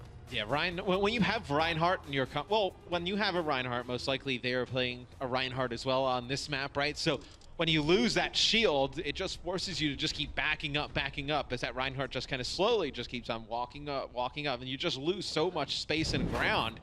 And that, you know, when the other Reinhardt has an Earth Shatter, it's just game over. You feel like you're always provoking a response as a Reinhardt who sort of moves forward, and generally speaking, it's sufficient to just try and break a Reinhardt shield, just pressure his shield down. That's why we see McCree, that's why we see Junkrat. We used to see back in, you know, what we call the quad tank meta. We had 4 tanks per team, and it was always about who can break the Reinhardt shield first to allow the Roadhog players to land hooks in from behind it. So again, you can see how important getting rid of that shield is first. So guys, in your game, solo queue, whatever, wherever it is, shoot the shields. Get rid of Just the shoot shield, the shield. please. Okay? I know it affects your damage done. I know it affects your accuracy. Stop being stat padders and shoot the damn shields. The triple tank here from the Valiant on defense. Kareev will show off some of the other heroes in his hero pool. He'll play Zarya here on defense, and they'll have soon play Junkrat. Unko is going to be playing Moira here, so they're most likely going to have that slower comp on the point, play for that back corner by the hotel, and just try and farm up this Coalescence rather quickly. You see Unko already at 25%. When in doubt, quad tank in, out. We'll see. The Valiant. It's triple tank, of course, for them here, should I say? Yeah, I can count I was sometimes. like, that is definitely not. Yeah, well, close enough. So confidence interval of 25%, Matt. Close enough. All right, so Dante's going to throw in there, custom mind. Again, just try and keep the Valiant on their toes here and also prevent them from like just setting up in that back corner. Yeah, well, this is exactly what I was talking about. You see, there's no shield. Nomi just started walking up towards that choke. Everybody had to back out for the Valiant. So they get their own shield back in play. It'll be Baby Bay using the Deadeye, trying to find one. The Coalescence being used here by Unko as well. Just trying to top everybody up with some heals. Yeah. Baby Bay just playing outside of the range of the Coalescence, so wasn't being harassed. And the Valiant are holding pretty well, but this could be it. The flash to stop the shield. He tries to get it over the top there, but perhaps he should have gone for the flash first, because Fate now gets his chance to spring forward, and he doesn't waste it. 2 kills for him. Curry even found 2 in that fight. And a clean up for the Valiant. Now you're sweating if you're the Shock. Yeah, that was a very good opportunity for the Shock to take that point. And they used the Deadeye, which kind of negates anything that Unko would have got out of the Coalescence, right? If you wanted to, they want to push off of that Coalescence, right? They do get the healing benefits of it, but you didn't really, you would have liked to have that ult later, right? So they did end up burning that Coalescence, but now you see they're getting very aggressive. They had the Riptire. They're trying to push on Nomi. They get him very weak. Forces him back. They were trying to get rid of Nomi and then land a big shatter. Yeah, that's always going to be the plan. And Nomi now, again, there's no burst healing for the San Francisco Shock. They have a Lucio and a Zenyatta comp. So Nomi's health is going to tick up very slowly. If it goes back to base, it's going to take too long. So he literally has to sit and wait with a Orb of Harmony and get the health back. And now that time is being used well by the Valiant here. Transcendence though with the response. Self-destruct comes in. Nomi's caught out. He's charged inside the statue, but he's poking around the corner enough to still be blown up. Sound Barrier also committed to the fight. The San Francisco Shock are going for broke. The Valiant disengage, gives some space, ready to re-engage at a moment's notice, but with Verbo down, this might be the best chance they've had all game. But soon, lazily lobs in a concussive mine, and Baby Bay comes out in a lot of different pieces. And now the Valiant have to come back in to pressure, and the Shock are missing players. They're close, they're giving it up. Perhaps some miscommunication for the Valiant. And now, they've got egg on their face as they sit around and realize their point's been taken out from under them. And I think they were waiting for Verbo to get back, and it was a huge kill by Sleepy that took out Verbo, and he was about 97% to that sound barrier. And maybe they're just playing in that back corner, right? Trying to get Verbo back in, then get a big speed boost through the archway with a sound barrier back onto the point, but he never actually makes it there in time. Yeah, it didn't happen though, did it? No. All of that, what I just said, did not happen. Would have been great if it happened. Well, if you're a Valiant fan. Valiant now. Sitting up to the side. I think a longer fight's always good. Oh, you're a clever man, Nevix. Look at this. Pinning the Valiant up against the wall. There's no way they can block that or see it coming, but they actually survive it. And Baby Bay goes down. In fact, this might have turned back around towards the Shock. This wasn't what was planned at all. Maybe the Shock went ready to capitalize. Maybe they didn't have the tools, or maybe, just maybe, the Valiant had just the right response. And I feel like when you have a Zarya on your team and you build up to that grab, you gotta win the fight. You use the grab. They use the Graviton Surge there. Looks like a really good one, right? Really nice placement. Just not able to get much follow-up on it. Dante does have a Riptire here soon. Riptire out on the field. So it looks like the Valiant just want to push them all the way back through this choke point, right? They're just trying to buy so much space here with the Riptire. They get, well, as long as they got one kill off of it, right? You see how far back San Francisco has to go. That allows the Valiant to take more real estate here on this choke. So what do you do for the shock? Do you, again, opt into this prolonged war of attrition in this Streets phase? Well, because the Valiant are pushed so far up, and you see where the payload is there on your screen, they'll probably have a second fight here, the Valiant. So maybe if they just force the Shock to use some ultimates, they're in a good spot. Oh, Nomi! I don't think that's where we intended to go with the Earth Shatter at all. Getting completely knocked out of position, and it's impossible to tell who got knocked down by that. However, Dante manages to connect to Riptire. So amongst the chaos, there is some consistency, and that is Junkrat being dominant. But look, the Valiant are going to get back here with another fight, most likely. So you see the cart being moved by the Shock. We can take a look at the instant replay. Everything used here by the Shock, though, Mitch. They use Transcendence, they use Sound Barrier, they use their Earth Shatter in their Riptire. They're going to have a grab, which if Nevix lands a good grab, maybe the Valiant never actually make it back to the cart. He can't be too predictable, though. Could get eaten up by Envy. I mean, the Valiant messed up the timing on that second point, re-engaged. This time they need to make sure it's centimeter perfect. Coming forward, double Graviton Surge being used, both teams there just being caught together. But Dante, he's free up on the top. No one's contesting him right now, and a Riptire will be just what the Doctor ordered, but he gets burst down. Envy finds him when he's on the high ground, and the Riptire doesn't find the mark, but you're right, Matt, they get across despite that. Again, the Valiant relent in a fight they should have remained in. I wonder if they knew Nevix had that Graviton Surge, because they come in and they use their own, and it seemed like they were a little bit surprised they kind of got caught there on that payload. That Graviton Surge from Nevix, it's the big one there for the Shock, as now they look to be setting a very good time on this map, Mitch. Fate was looking low, gets his health, but that comes in to boop him back. He gets in behind the shield and gets the boop. A little capitalization on that at this time. You can see that Nomi's quite low, and again, no burst healing for the Shock. They need to wait. They need to disengage very well with this comp. Luckily, Lucio helps you do that, but it wasn't enough for Dante to get out unscathed after the Riptire made a beeline for him. Yeah, as Nomi did use his Earth Shatter there, I believe they tried to knock up Fate into the sky. Land that Earth Shatter, it just didn't happen there. Didn't happen though, did it?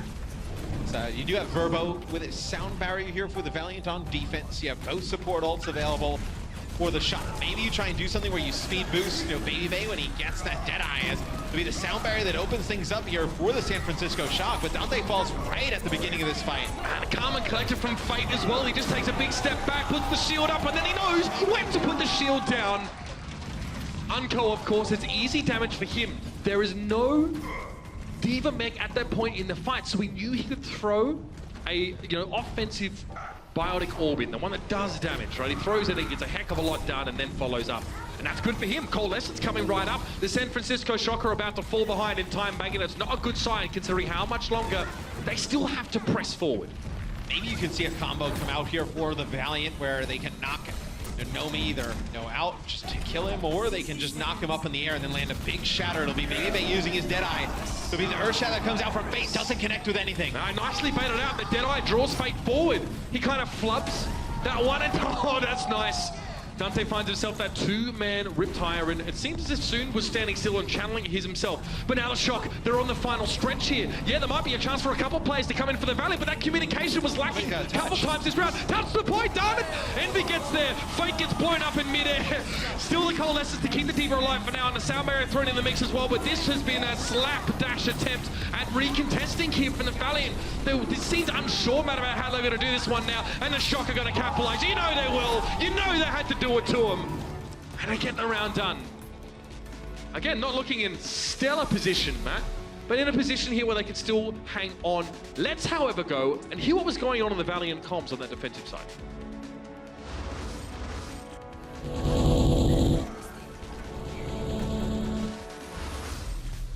Do you like that? You like it? It's like a lot of my competitive games. Yeah, I'm stuck in a Graviton Surge on a wall and nobody's saying anything. You are the first player to mute team chat, Matt. Don't even go there. Me? You were the first player. When?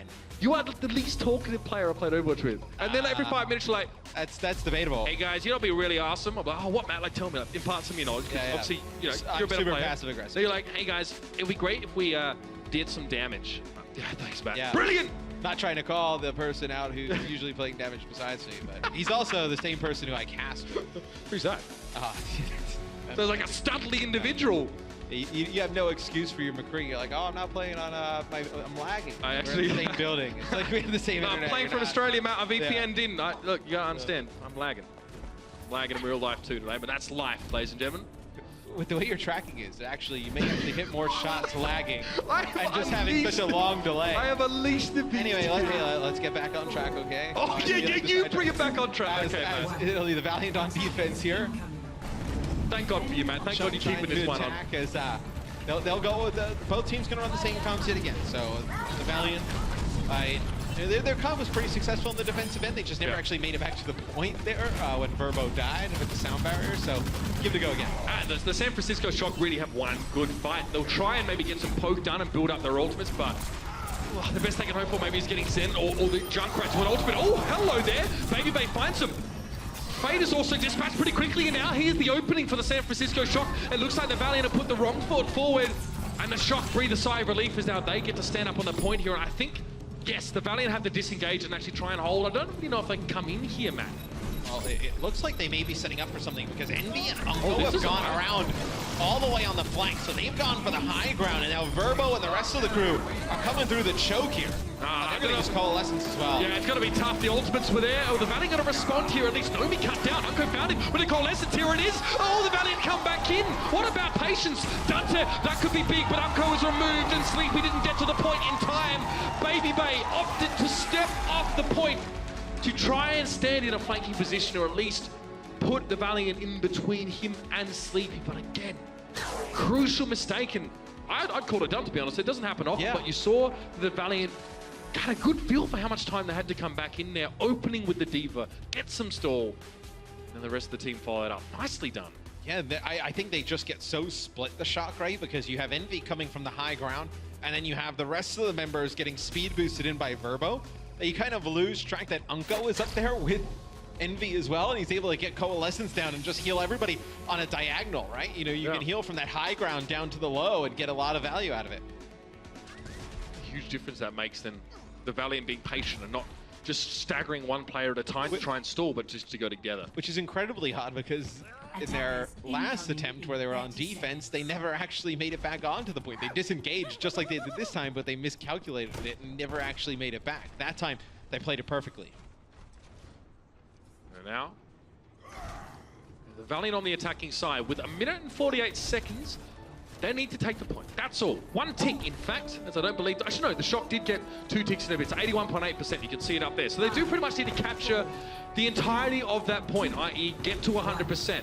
I mean feat. But again, the Widowmaker's there. The Hanzo's there for the peak potential, Matt. This is a very long-range pokey comp to start with. And it's a lot of damage on the shield of Nomi, so he's going to be put in a very tough position, right? Because Fate's going to just walk him down, push him back, and he has to... Nomi knows he has to keep the shield up to keep everybody behind him alive, right? You know, Baby Bay and Dante need that shield to be able to do their damage as Dante takes out Verbo. The San Francisco Shock trying to wrap here. Sneak Nevix into the back line. Doesn't quite work out. And Dante now gets picked off. Perhaps the shield wasn't there. Somehow Dak finds Soon. It's just Dak things, to be honest with you. Soon must have been grounded at that point. Perhaps he snuck out to a party. Perhaps it was Harsha that told him to stay in, but... And with the Valiant's comp, too, they just gain a ton of information. This is actually a push that's coming in because Unco hits a sleep dart onto Nomi. So Nomi's down on the ground right now, and the push starts to come through. Oh, and it sets up Fate's charge as well. Nomi's just getting patted and bruised around. And that's got to be it. The San Francisco Shock just get decimated, and then some, as Envy found Sleepy to finish things off, and Kareev, just for a bit of style points, finishes the map. And the Valiant put themselves now at advantage. And we could say they put the Shock in check. With 1 map left in the series, they lead 2-1. As soon as that sleep dart comes out from Unco and they land it on the Nomi, they push all the way on through, and the Shock never recover after that. Fantastic play there by the Valiant. Now, Kareev showing up big on the DPS again. 35 elims, 18 final blows, only 9 deaths. Well, it's been the San Francisco Shock and a bit of ore on our side. as we see the Valiant bring things back in such a very close time bank to end that third map, there's one more to come. It's going to be that pure escort map just around the corner. Stay tuned. The series may yet have legs.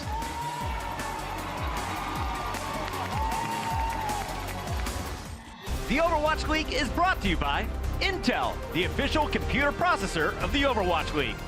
T-Mobile, America's best unlimited network. And by Omen by HP, the official PC and display of the Overwatch League.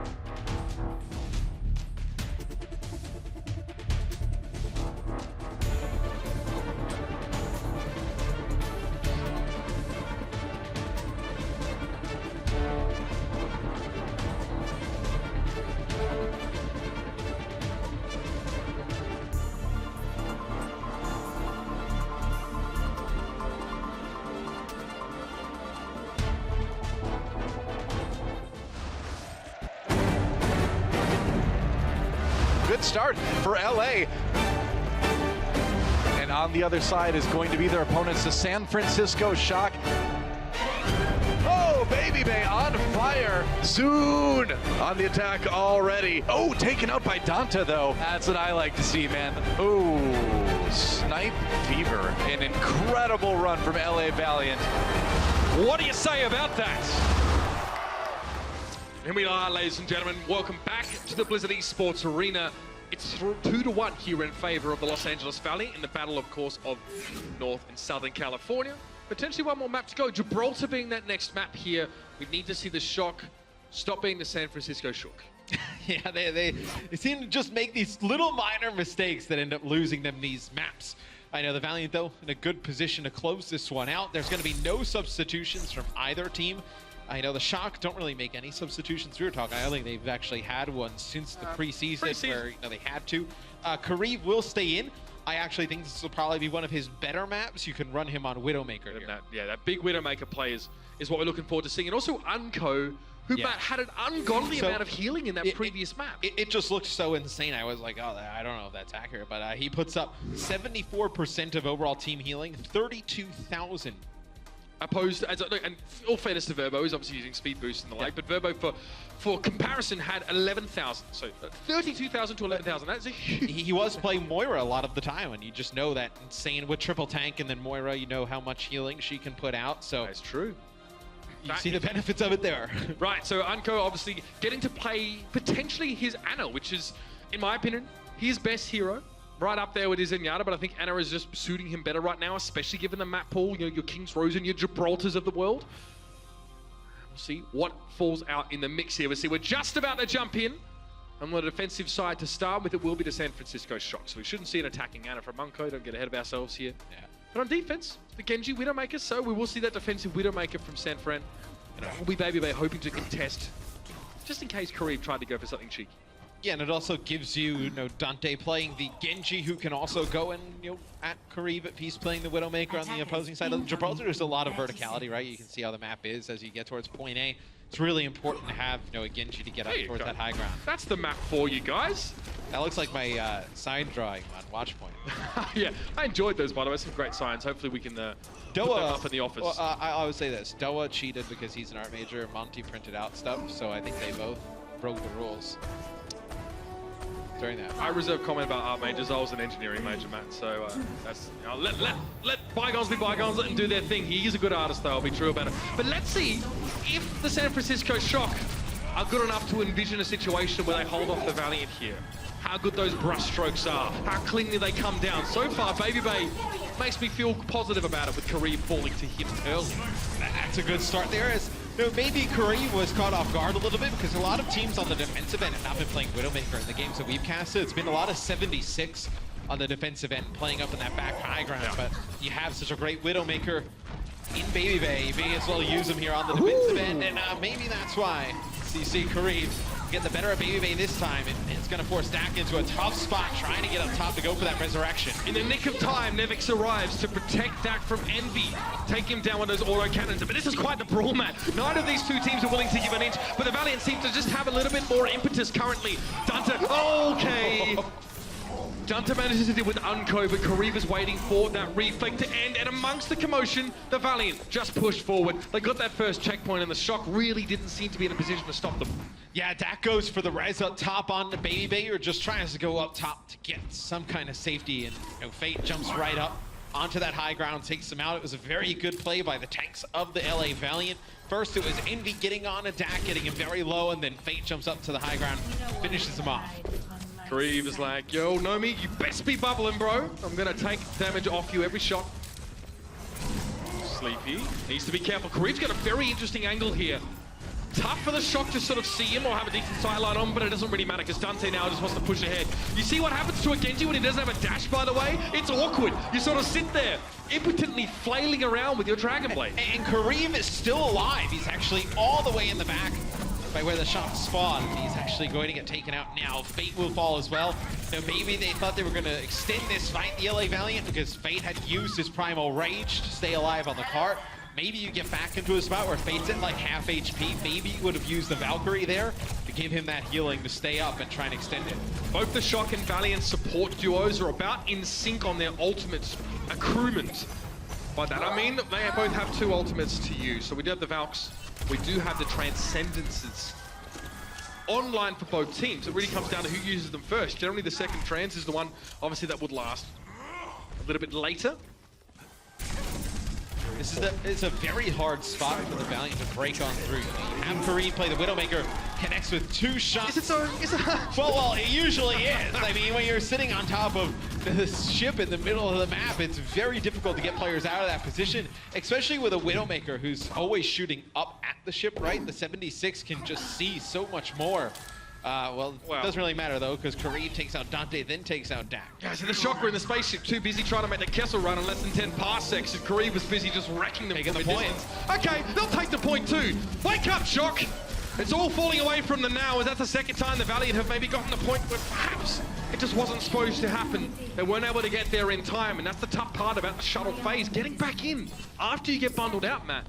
It's hard. Yeah, it's kind of surprising to see a team like the Shock, have some kind of, whether it's communication or just timing issues, because, like we said, they don't make substitutions, right? So this team is playing together constantly, all the time. I'll do it. Always think about it. A warning shot. And then the warning shot, he's gonna... Oh! No! How about that, baby babe? What now? Tries to step out with a tactical visor.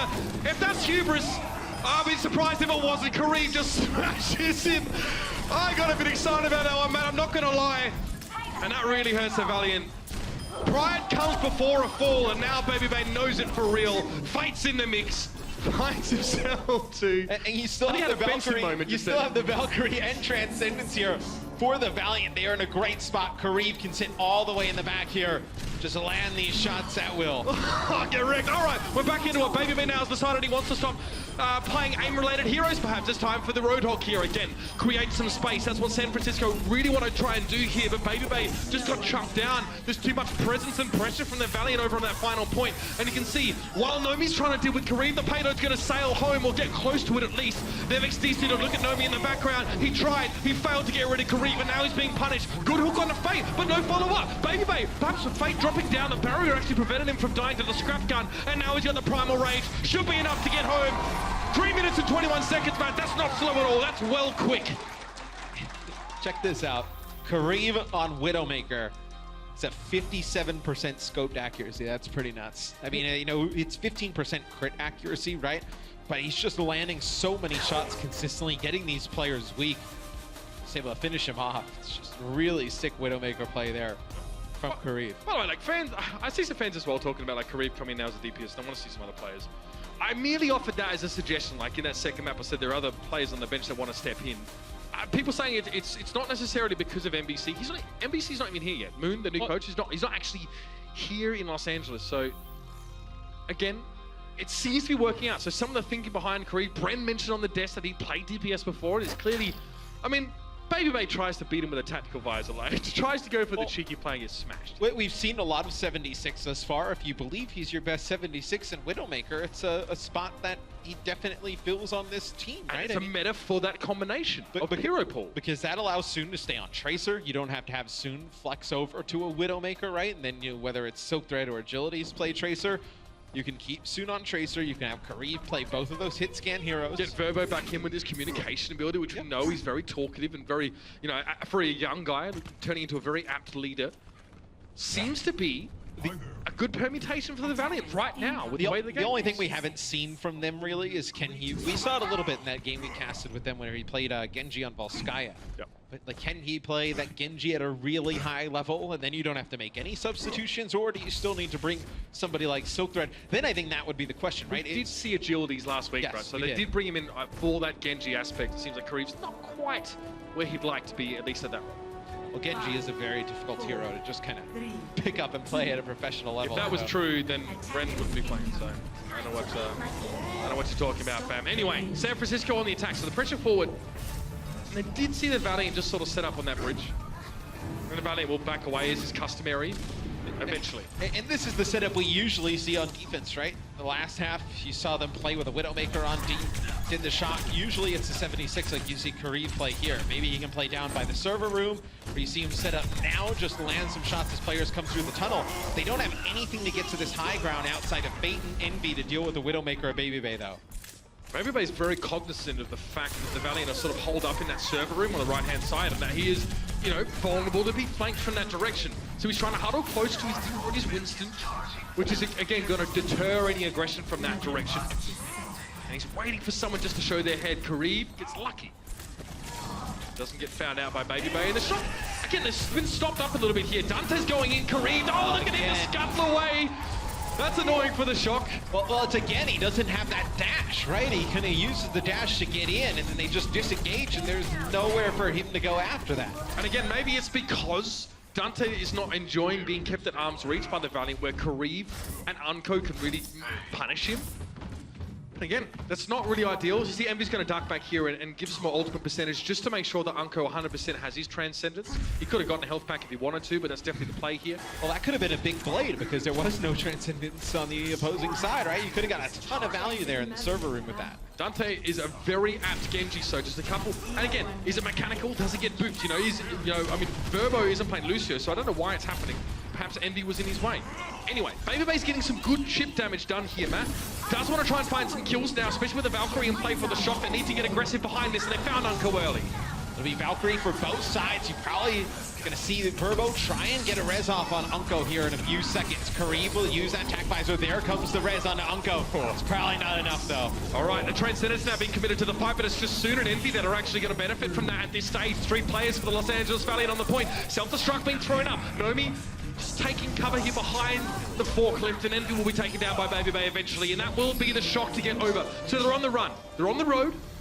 Notice the Valiant now are desperately trying to get in position on the shuttle, and the Shock are trying to deny that. So straight away, they're jumping forward. Straight away, Nomi wants to get control. The Valiant are backing all the way out because they're going to switch over to the comp we saw a lot during stage 1. They're going to bring in Kareev on Genji. This time, I thought Verbo was going to stay on Mercy. He goes all the way back to the next spawn.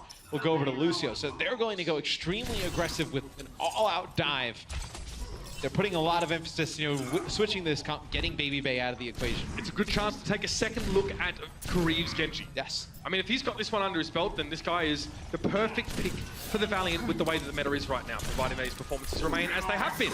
Baby Bay's forced back, of course. Kareev trying to dive bomb him, but Soon's gone down already to sleep with that first pick from the Zenyatta to open up the fight. It's such a big decider in so many of these engagements, and Verbo won't step down. That's Dante's 3rd Dragon Blade that he's died during, but at least this time, he actually gets something for his troubles. He's found enough kills here to set the motion or the ball rolling, and force the Valiant now back into a bit of a trickle situation. This is very good for the Shock. They need to keep this momentum going forward.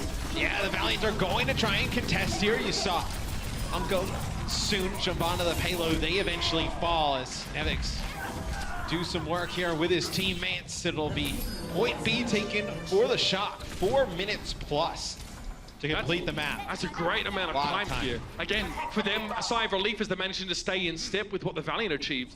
Again, anything sub 4 minutes to finish the map on Gibraltar is really, really good. It's a long map. In fact, it's one of the longest maps in terms of in-game meterage for what it's worth. But even more so, it's easy as an attacking team to get snarled up on some parts of this map. The hairpin turn just here, the shuttle phase prior. So this is very good for San Francisco. And you see Baby Bay come alive on the Widowmaker. 46% scoped accuracy. Mitch, 24% crit accuracy. Landing those headshots, you can hear him dig. That'll force the Transcendence out from Unko. And the problem is the Valiant don't have much to really use behind this one. You see Kareev still on respawn now, and Unko gets cut down pretty much straight away. However, Sleepy, so both of those Zenyatas are missing with the Pulse Bomb of Soon dropped on the San Francisco Zen. But now back to safety. You see Verbo trying to escape here. Where the Valkyrie available now and he's cut down, and it's the Valiant that are in tatters. They're scattered all across the map. See, Envy's way away from the rest of his team. He tried to dive and he was thwarted. He was desuited. He got back in and then he got taken down again. Doesn't do much for the Valiant at all. The San Francisco Shock, one more fight and they should be home. And both Widowmakers with Infrasight there. It'll be Dante throwing a pulse bomb on the door, connects with Kareev. Baby Bay takes out Fate. It should do it. The Shock close it out. It looks very likely. That's gonna be it. All right, now we got ourselves a match. At least a map here. It's only about 25 seconds in between these two in terms of how much time they have left, which is actually going to set us up for an exciting replay of Gibraltar. A second run through, obviously with less time in general. Not much defense played either here. I think that's a pretty safe assessment to make. I believe it's the Valiant finish with 3 minutes and 21 seconds in their time bank. And for the Shock, they have 2 minutes and 56 seconds. So both teams with a ton of time here on Gibraltar to make some plays. Already on the defensive end here, for the Valiant, it looks like you'll have Kareev play Widowmaker. So that's a little bit of a change. They had him play 76 the last time. This time you want his Widowmaker to go right at Baby Bay. They traded shots extensively in the early stages, at the 76 here. So we did make that last minute switch. They did change, yeah. Again, I think it's more robust. He can also do a lot more to sort of protect his backline. We often see that your Zenyatas and your 76s of the Overwatch League stay fairly close together because there's a lot more healing available. Biotic Field, although being quite small in radius, a Soldier 76's healing ability is still crucial when you're getting hurt. If you're going to play in the server room, I feel like you set yourself up for Dante to get one of these big Dragon Blades, right? Like Agility's had during Contenders where he takes out 6, maybe not in the same fashion, but you could definitely be prone to have your 76 and both your supports go down there. Yes, statistically speaking though, based on Dante's Dragon Blade performances in this map, he has a 25% chance of having an impactful ultimate activation on Genji. So that's just Yeah, that's what we saw at the very least there. So maybe the Valiant aren't feeling threatened by that Genji pick right now. It's the psychological factor plays in very heavily. But Baby Bay would like to strike fear into the hearts of these men. And it will be at the end of the Widowmaker that he attempts to do so. Well, Dante just trying to farm this blade off the tanks here around the corner. Because you know where both supports and you know where Kariv are, right? There's no reason to go hunting for them. Just farm the blade and then turn your attention to those guys. It's smart. He's wasting Envy's defense matrix. Envy doesn't want to commit that defense matrix just to eating Genji's shurikens, but he also has to stay there. Look who gets desuited first. It's Envy. So the Diva mech is missing. Dante's now being left upon, but notice that Dak is keeping him pocketed up and healed at all times. He's had to go back to play the Mercy here, especially to assist Baby Bay, but in this case it keeps Dante alive despite facing the scrutiny of Fate. And they did end up dropping Fate there. It'll be Envy who looks like he'll get back in his mech here, as it'll be the Valkyrie popped by the shock. They're trying to win this first fight. Just got a bit of time. It might not even need a Dragon Blade right here. Dante would love to hold on to this. Oh, not okay. Perhaps I can't read minds after all. So he goes in, found Envy after got desuited. Soon, yeah, easy target there. Dragon Blade cleaned him up. In the meantime, Baby Bay had found Fate as he tried to come back in. This is very good. The shock, get that first stretch done with minimal issue. You did end up having to use your Dragon Blade and your Valkyrie there, as you see Dante just trying to hunt down Kariv. They'll get Kariv, they'll stagger him out. Maybe he can build it towards another Dragon Blade, but now the Valiants will have their Valkyrie and Transcendence. Most likely Kariv, he can build up towards that attack visor very quick as well. Really relying on Sleepy to get good use of this Transcendence and Baby Bay to hit some shots. Look at that headshot. Look at Fate's HP, down to less than half. At least they have a Mercy here on the side of the Valiant, so it's easy to heal him up. But now this is the annoying part, trying to push back in as the Valiant. How to safely get into the shuttle phase without being bottlenecked in the doorway. Well, looks like they managed to get past that first test, that first trial, and now they're ready to fight. There's a primal rage going here for Fate. The self-destruct forces Dante to actually consider a different route of approach. With the Transcendence active, Dante knows he needs to take shade under this healing umbrella, but it's expired. Dak brings Nomi back into the fight. Crucially now, a lot of value on that Winston Resurrect. 500 HP thrown back into the fray, and now it's going to be a tough one, though, for the San Francisco Shock. Dante needs to go be with his Dragon Blade. He needs to find something. And no, he doesn't get it. Burbo going to get the Resurrect as well with Mercy back in the mix. These risky dives sometimes just don't pay off. And we'll see if the shot can get back towards that payload. 10 seconds left here. Nomi's alive. You have Dak there as well. Oh, Kariv. See if they can make it around the corner. They got to get a touch here. Turned his back on Baby Bay at a crucial moment. Baby Bay was hoping to get early damage to set this fight up. Here it goes, though. Nomi down to half HP on the point, despite the fact that it was being pocketed by Dak the entire time. And now Fate wants to go for the Mercy. He's forced the Valkyrie out of Dak, but it's time for the Dragon Blade here. No, Transcendence coming out. Great response and counter from the Valiant, rendering Dante absolutely useless. He should fall in a moment now as he'd fallen to very low points of HP, and it was Unco to deliver his final blow. Nevix desuited, Nomi back on the payload, and Dak just gets caught up in the mix. Collateral damage, no one was even shooting at the Mercy. A stray micro rocket took down the Mercy and the chances for the Shock to stay in it. That being said, Matt, they get themselves an extra checkpoint. Yes. They get themselves halfway through the shuttle phase here on this Gibraltar overtime. Yeah, it was a very good push there from the Shock. They were able to take point A rather quickly. Now, maybe if you would have had a blade for that first fight, when they use it at the end of point A, maybe if you had a blade, it would have been a little bit different. And I was pretty shocked that Kariv, with about 80% attack visor there, went back to the spawn, swapped off the Widowmaker. But at that point, with only about a minute, like a little bit over a minute on the clock, you just want those picks, right? If you're just able to get that one headshot and an early pick onto whether it's Sleepy or Dak, that's pretty much your hold on defense. Again, when you're a Widowmaker, you often stand on top of a space shuttle in that second stage of the map. Now, an enemy Winston, or a Diva for that matter, has to cross quite a gap to get to you. So theoretically, you can essentially chunk a Winston down to maybe 30% of the HP if you're a Widow that's hitting heads. And again, the enemy Diva has to use their entire defense matrix to cover the gap and not get shot, at which point you can just drop down off the shuttle, and the enemy Diva has no matrix anymore. It was a nice position because he didn't even play on top of the shuttle. He basically sat in the middle, right on that B on the ground, because then if Nomi or Nevix tries to dive him all the way in the back, then he uses his grapple, it goes on top of the shuttle, and then those tanks are just there left for dead. And that thing's lower cooldown nowadays as well, Matt. It's much easier to get around the map as Widowmaker and also pull yourself out of those compromising situations. So Nevix, much in the same way that the Outlaws like to use Cool Matt, he's the first line of defense, gonna spot the comp out, check to see if there's anything that is incongruent or requires a response. because you can't tab and see the enemy composition until, what, 15 seconds in. So let's see how the Valiant play around this, right? Because Baby Bay is inside of that server room with both supports, but Dak is playing Ana. So if they try and dive in there, the Valiant, they're going to get hit with a big biotic grenade, get denied any healing they would get from Verbo or Unko.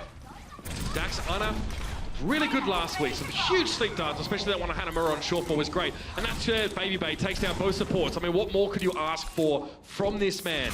Perfect response. Kariv's trying to embed himself in the back lines, spraying and praying that he doesn't get shot in the back of the head. He's going very far out. What's the play theme? We'll come back to that in a second, but this is Baby Bay shutting things down for the Valiant. Easy life. Oh, he goes Unko first. Great biting grenade, though. That was a great setup for Dak. As Kariv is still behind enemy lines here, Yuzi's in for sight. I guess it puts them in a difficult spot, right? Do you want to go and deal with Kariv all the way in the back? Yeah. Just needs one kill, and they're not aware of exactly where Kariv is right now. So if he peeked with Infrasight, got that easy kill, just lined up ahead through a wall, that could have opened things up. I get the idea, but again, you put yourself at great risk and you put yourself deep in enemy territory, but Fate comes to the rescue there. Nicely done. Soon was in trouble and Dante did find it, but Sleepy and Dak have both fallen to the one very angry Winston, and Fate doesn't seem to be done yet. He wants to take this into his own hands. Baby Bay trying to run for the hills, but he aren't getting away from this man. Soon resurrected back in the fight. The Tracer returns to the fray for the Valiant and Kariv. A bit of SMG action to get it done, and the Valiant now breathe a sigh of relief. The first hurdle is jumped. It just, Kariv's positioning there is so odd, but it puts San Francisco in a weird spot because you can't really send Baby Bay back there to go deal with him because he's up on the high ground and he's getting that mega health pack. And then you have players coming out of the respawn just getting peppered with shots from Kariv. A lot of the players with the shock don't have abilities to get over to that high ground. So they're calling back the tanks with mobility, going, guys, you can't contest, you've got to keep us protected. They have the rest of the Valiant coming at them, so they can't do anything. So it's kind of like the strat we saw in Temple of Anubis with Tracers and Genjis trying to go deep behind defenders, except it actually worked. So that's always nice to see. Nevic's looking for Kariv, but gets very few of the micro rockets on target, so Kariv's hardly threatened out of position. Nevic's just kind of giving him a bit more of a light show than anything. Double Transcendence, interesting to see that one drawn out of Unko at this stage, given the Valiant didn't seem to really want to fight or commit ultimates, but they'll go for it anyway. Pulse Bomb for Soon, this could be big. It needs to be, in fact. A bit of damage done. Nomi's very low at this stage, and Soon is still looking to get a finish off, and Dante exposes his flank, gets out in front. That self-destruct could be critical, but Soon's able to get away from it. Unko is not so lucky. It doesn't look like you're going to see Verbo go for a res here on the Unko. They're going to actually go Stay safe, get the Valk. Now they're going to get the res here, so they're going to go all the way back. They're going to get the res on the Unko. Oh, here we go! You're going to have your Valkyrie here very shortly. It's inexorable! The Los Angeles Valiant are pushing forward. Nevix is just trying to stay alive right now, but he's so low. It was a great pulse bomb from Dante to get rid of the mech and the tank. There's no tanks for the Valiant, but they've got damage, raw damage, and they've got it in spades. You know that Unko's going to be dishing those orbs of destruction now as he's trying to dismantle this defense for the shock. Knocked back, Fate drops on now, and look at this. The Primal Rage, very, very helpful, but he put to sleep from up above. It's Sleepy to make Fate sleep on the job, but now Nomi's going to be there. Give him a tinkle to wake him back up, and where are the shot? They got to get there! Nomi playing back around the corner. He couldn't make it to the payload, and Fate's timing was impeccable to return with the Primal Rage. And once again, the North versus Southern California crown goes back to the Valiants. The Valiant tanks, man, they just continue to impress. Fate goes 35 limbs, 13 final blows, only 8 deaths. Envy 34 limbs, 13 final blows, only 6 deaths. A tremendous performance from both of those players. Over the board as well, that we saw some fantastic moments from the supports on both of these rosters. You know, the Ana play was exquisite. Very, very fun to see the Baby Bay Kariv story unfold, Matt. Kariv has an insane game. 39 limbs, 22 final blows on the Widowmaker, 55% scoped accuracy. The guy hitting lots of shots. And the Valiant continue to march on here. A heartbreaking end to stage 1, but now they come into stage 2 bolstered with a bit of a new look roster, and Kariv in the mix now is definitely starting to silence some of the doubters, Matt. Some question marks hang over that Genji still, perhaps, but his hit scan play has been absolutely impeccable. The Widowmaker to 76, we love it, love to see it, and then the Shock have to recover. We're gonna head to the desk. Thanks for tuning in, guys. We'll be back after a short break. The Overwatch League is brought to you by T-Mobile, America's best unlimited network. Omen by HP, the official PC and display of the Overwatch League. And by Intel, the official computer processor of the Overwatch League.